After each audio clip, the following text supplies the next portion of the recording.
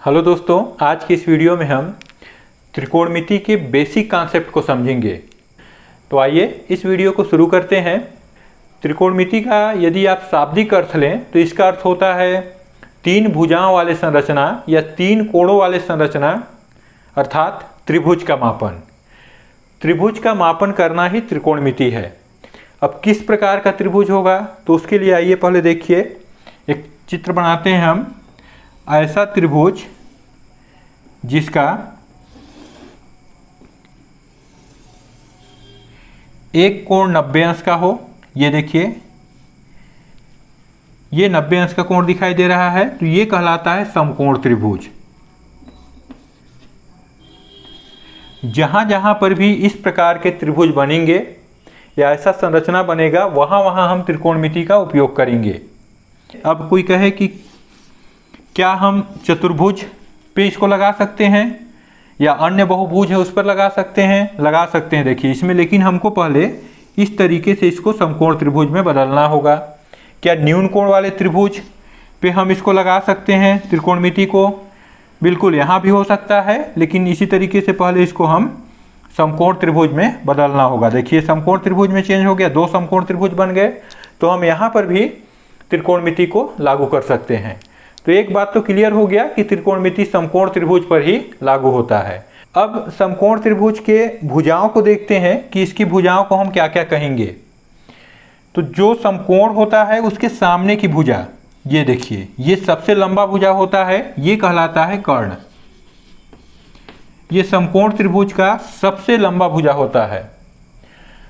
अब बच गए इस पे दो भुजाएं। इसमें हमको जिस कोण को ज्ञात करना होगा या जिस कोण के बारे में पूछा जा रहा है, जैसे मान लीजिए मैं कहता हूं इस सी के बारे में पूछा जा रहा है, तो जब सी के बारे में पूछा जाएगा तो उसके सामने की भुजा ये कहलाता है लंब। ये आपको क्लियर होना चाहिए। और जो बच गया ये भुजा कहलाएगा आधार। अब एक दूसरा देखिए, यहाँ पे एक अन्य त्रिभुज मैं बना रहा हूँ, समकोण त्रिभुज।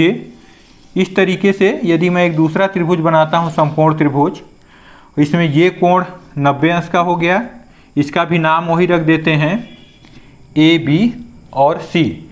यहाँ पे लेकिन पूछा जाएगा मान लीजिए कोण ए के बारे में, तो सामने की भुजा 90 अंश की सामने की या सबसे बड़ी भुजा तो कर्ण ही कहलाएगा। ये हो गया कर्ण। और जब इस कोण को पूछा जा रहा है तो ये सामने का भुजा कहलाएगा लंब, और ये जो बच गया ये भुजा कहलाएगा आधार। इस तरीके से एक समकोण त्रिभुज में आपको पहले पहचानना होगा कि कौन सा भुजा उसका आधार होगा और कौन सा भुजा उसका लंब होगा। एक चीज़ यहाँ पे और ध्यान रखिए कि यहाँ पे जैसे यदि कोण सी है, सी ना दे करके यदि यहाँ पे इस कोण को संकेत के रूप में थीटा दे दिया जाए, थीटा इस तरह का एक संकेत होता है, तो यहाँ थीटा दे दिया गया, मतलब समझ जाए कि इस कोण के बारे में पूछा जा रहा है, इस कोण का बात किया जा रहा है, तो इसके सामने का भुजा लंब होगा। इसी तरीके से मान लीजिए यदि इस ए के बारे में ना पूछ करके इसे थीटा दे दिया जाए, तो उस कंडीशन में भी आपको समझना है कि इस कोण के बारे में पूछा जा रहा है। अब आगे इस समकोण त्रिभुज में हम देखते हैं कि इसके भुजाएं जो होंगे इनको हम अनुपात के रूप में कैसे लिख सकते हैं। अनुपात के रूप में जैसे आप लिख सकते हैं लंब अनुपात कर्ण। हमको पता है अनुपात को हम बटे के रूप में भी लिख सकते हैं, तो ये लिखा जा सकता है लंब बटा कर्ण। इस तरीके से आप इसके भुजाओं को कितने प्रकार से लिख सकते हैं। देखिए लंब अनुपात कर्ण या लंब बटा कर्ण हो गया। दूसरा लिख सकते हैं लंब बटा आधार।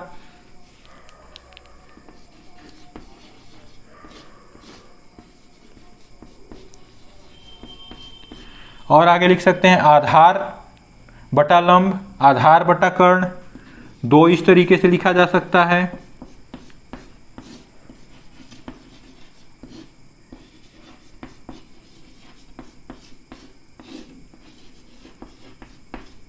और दो लिखा जा सकता है कर्ण बटा लंब और कर्ण बटा आधार।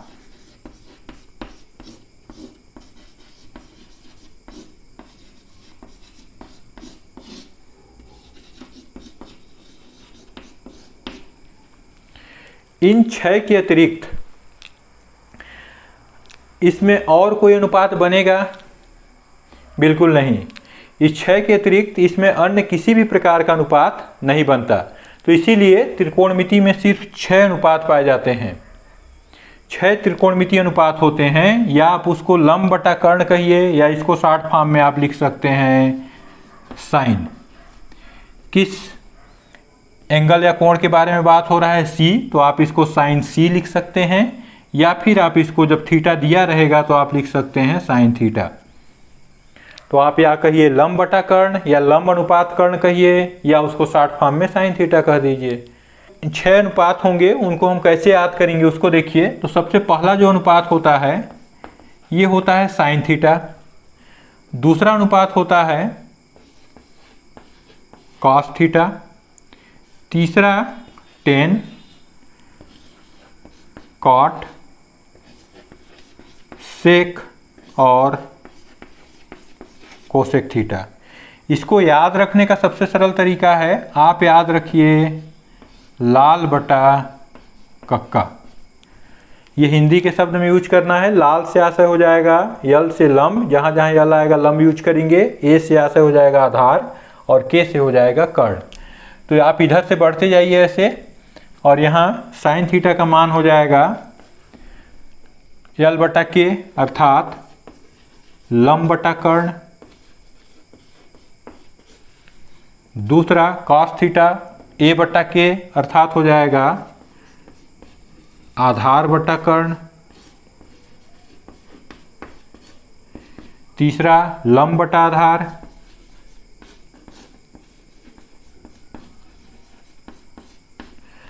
अब चौथा, पांचवा, छठवां, ये इसके लिए आप इधर से जाइए, ए बटा एल, के बटा ए और के बटा एल। या दूसरा तरीका है, ये जो 10 होता है इसका उल्टा काट होता है, तो आप इसका उल्टा कर दीजिए। कॉस का उल्टा सेक होता है, और साइन का उल्टा कोसेक होता है। तो आप उस तरीके से भी लिख सकते हैं, इनको उलट के इस तरीके से, या फिर इधर से जाइए और इसको लिख सकते हैं। कॉट का हो जाएगा आपका आधार बटा लंब। सेक का हो जाएगा कॉस का उल्टा, तो इसको लिख सकते हैं हम कर्ण बटा आधार। और कोसेक थीटा साइन का उल्टा होता है, तो ये लिखाएगा आपका कर्ण बटा लंब। तो इस तरीके से आप इन 6 अनुपात को इस ट्रिक के सहायता से याद रख सकते हैं। और ये 6 अनुपात, जैसे यहाँ पे एक और चीज़ मैं बताया कि 6 अनुपात में से साइन उल्टा होता है कोसेक का, तो हम इसको लिख सकते हैं 1 बटा कोसेक। कॉस सेक का उल्टा होता है, तो इसको हम लिख सकते हैं 1 बटा सेक थीटा। 10 कॉट का उल्टा होता है, तो इसको लिखा जा सकता है 1 बटा कॉट थीटा। कॉट 10 का उल्टा होता है, तो 1 बटा टेन थीटा। इसी तरीके से सेक कॉस का उल्टा होता है, तो ये लिखाएगा 1 बटा कॉस थीटा। और कोसेक जो है साइन का उल्टा होता है, तो ये लिखा जा सकता है 1 बटा साइन थीटा। इस तरीके से आप इस मानों को याद रख सकते हैं। अब आगे देखिए, मान लीजिए यहाँ पे मैं कुछ मान दे देता हूँ, जैसे लंब दे दिए यहाँ पे 4 सेंटीमीटर, आधार को मान लीजिए दे देते हैं 3 सेंटीमीटर, और कर्ण का मान लीजिए यहाँ पे दे दिया गया 5 सेंटीमीटर। अब आपको पूछा गया कि आप साइन थीटा का मान बताइए, तो साइन थीटा लंब बटा कर्ण, आप लंब और कर्ण को देख करके अनुपात के रूप में लिख दीजिए। इसका मान हो जाएगा लंब 4 है और कर्ण आपका 5 सेंटीमीटर। ये लंब बटा कर्ण, साइन थीटा का मान 4 बटा 5। किसी भी मान को देख करके आप आसानी से आधार बटा कर्ण लिखना है कॉस का, तो 3 बटा 5। ऐसे यदि तीनों भुजाओं के मान दिए हुए हैं तो आप लिख सकते हैं। अब आगे देखते हैं, चलिए इस पे कि यदि किन्हीं 2 भुजाओं का मान दिया गया हो, तब हम तीसरे भुजा का मान ज्ञात करने के लिए पाइथागोरस प्रमेय का उपयोग करेंगे। और ये पाइथागोरस प्रमेय का भी उपयोग इस समकोण त्रिभुज में ही होता है, ये भी आपको ध्यान रखना है। तो इसके लिए जो सबसे बड़ा भुजा होता है कर्ण, ये कर्ण का वर्ग करेंगे, ये बराबर होते हैं अन्य 2 भुजाओं के वर्गों के योग के बराबर। अर्थात आपको लंब का वर्ग करना होगा और आधार का वर्ग करके जोड़ देना होगा। ये कहलाता है पाइथागोरस प्रमेय। कर्ण का स्क्वायर बराबर अन्य दो भुजाओं के वर्गों का योग, और इसका उपयोग करके हम तीसरी भुजा को आसानी से निकाल सकते हैं। जैसे यहाँ पे मान लीजिए हमको कर्ण ज्ञात करना है, तो यहाँ लिख दिए कर्ण का स्क्वायर बराबर लंब दिया हुआ है 4, तो 4 का स्क्वायर प्लस हो जाएगा आधार दिया है 3, तो 3 का स्क्वायर, या इसको और आगे हल कीजिए तो ये हो जाएगा 16 और 3 का हो जाएगा 3 तिहाई 9, और आगे जोड़ेंगे तो 16 और 9 हो गया 25। तो यहाँ पे देखिए ये जो कर्ण है इसका वर्ग करने पर आता है 25, तो कर्ण बराबर हो जाएगा इधर कर्णी में 25, ये वर्ग को हटाए तो इधर कर्णी लग गया, या कर्ण लिखेंगे तो कर्णी के बाहर आ जाएगा 5 × 5 = 25 अर्थात 5 सेंटीमीटर। तो इस कर्ण का मान हमको मिल गया 5 सेंटीमीटर। अब यदि पूछा गया है कि अन्य त्रिकोणमितीय अनुपात निकालिए, तो आप आसानी से उसमें जब तीनों मान आपको प्राप्त हो गए तो फिर आप यहाँ पे लिख सकते हैं।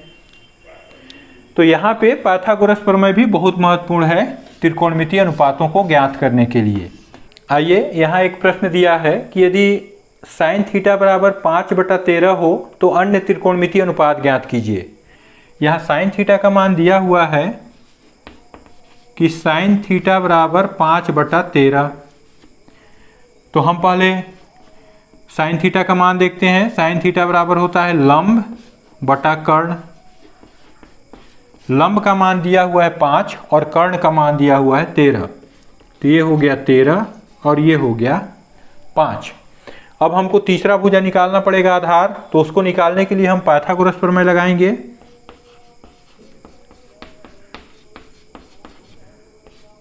पाइथागोरस प्रमेय से हमारा प्रमेय है कर्ण का वर्ग बराबर होता है लंब का वर्ग और धन आधार का वर्ग, या इस पे मान रखिए तो यहाँ पे कर्ण का मान दिया हुआ है 13, 13 का वर्ग हो जाएगा, लंब का मान दिया हुआ है 5, 5 का वर्ग हो गया, आधार का मान हमको ज्ञात करना है, तो इसमें ये लिख दिए आधार का वर्ग। 13 का 2 बार गुणा होगा तो 169 हो गया, और ये हो गया 5 × 5 = 25 प्लस हो गया आधार का वर्ग।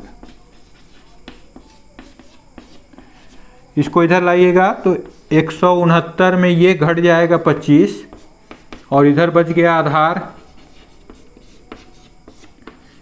या और हल करेंगे तो इसमें से दोनों 169 में 25 घटेगा तो हो गया 144 बराबर हो गया यहाँ पे आधार का वर्ग, या आधार बराबर सिर्फ लिखना है हमको, तो आधार बराबर हो जाएगा ये कर्णी में 144, या ये आपका आ जाएगा 12, आधार का मान हो गया 12। तो यहाँ पे आधार निकाल लिए हम 12। अब शेष त्रिकोणमितीय अनुपात पूछा गया है तो आप लिख सकते हैं, अब cos थीटा बराबर लिख सकते हैं आधार बटा कर्ण, तो आधार का मान 12 है, कर्ण हो गया 13। tan थीटा बराबर होगा लंब बटा आधार, तो ये लिखा जा सकता है 5/12, और बाकी सब आपके जस्ट इसके उल्टे होंगे। cot tan का उल्टा होता है तो ये हो जाएगा 12/5, sec cos का उल्टा होता है तो 13/12, और cosec sin का उल्टा होता है तो ये हो जाएगा 13/5। तो आप शेष त्रिकोणमितीय अनुपात ऐसे निकाल सकते हैं। आज की वीडियो में इतना ही। यदि वीडियो अच्छा लगा तो इसे लाइक करें, चैनल को सब्सक्राइब करें और दोस्तों के साथ शेयर करें।